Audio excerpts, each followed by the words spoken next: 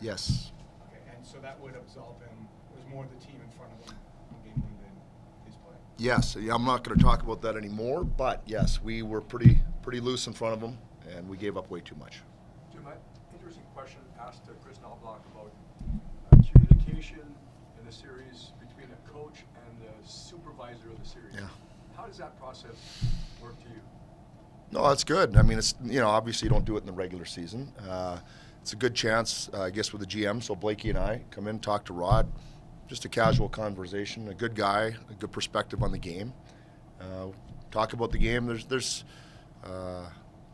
pretty casual. We get a chance to see what he thought in some situations, and then he gets our perspective, and away we go. It just clears the air for everyone. Jim, for the PK, whether it's against this team or even in general, as you dealt with teams this year, if you kill off the first one, how much does the confidence breed off of that? Yeah. For the evening. I hear you. It get flip-flop it too, because the power play feels the same way. It's a momentum game, and the power play scores first, whether it's our power play or their power. You feel good. You can't wait till the next one. And I think it goes the same way with the penalty kill. You build momentum inside of a game on your special teams, and they had momentum. We didn't last game. You're at Dubois Byfield line there with Fiala. How much can that line tilt the ice for you guys? How good are you looking for? Yeah, well, we hope so. They're three players I think complement each other pretty well. I think we talked about it. Kevin had the chance really early off the face-off. Might have turned the game. Who knows? And then they had another one. Kevin had another one coming down the slot and didn't get the shot off for different reasons. And those would have been big moments. So yeah, we're looking for them. They're offensive players. They're a line that needs to score.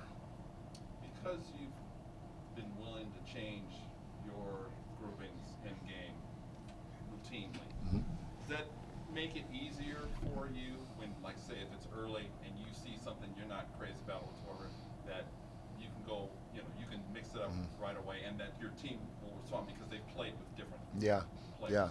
Yeah. It's easy for me, but I think because we've done it for enough time, it's easy for them. It's not unexpected for them.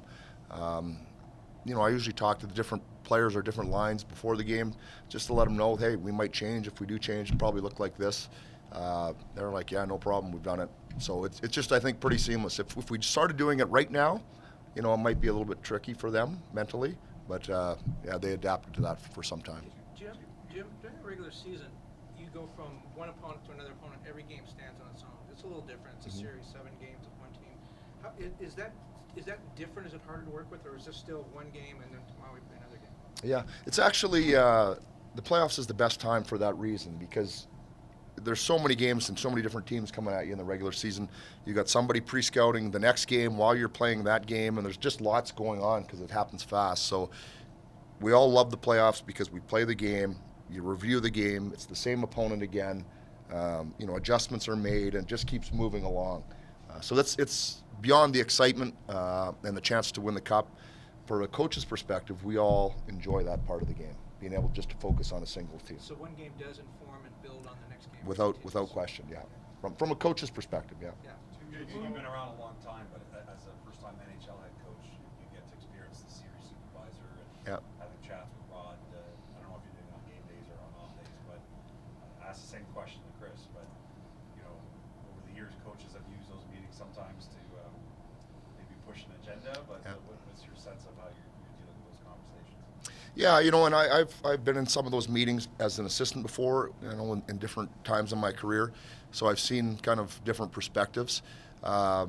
There's to me that's difficult to do. These guys are professionals. They've been through those types of situations where people are trying to gain advantage. I don't think you're trying to gain an advantage on anybody. I think they're just good, mature hockey conversations. What I had enjoyed is you get the perspective, from the officials. They get our perspective, and surprisingly enough, a lot of times you meet in the middle. There's still times you disagree, but there's a lot that, hey, tough job that they have, tough job our players have, and you can become a mutual appreciation, I think, through those conversations. Jim, is it your intention, Doughty is your best defenseman, is it your intention that always play him against Connor? Because last game you get him off against Leon, or Yeah. they got 2 great centers, so it doesn't matter. You got to play him against one of them.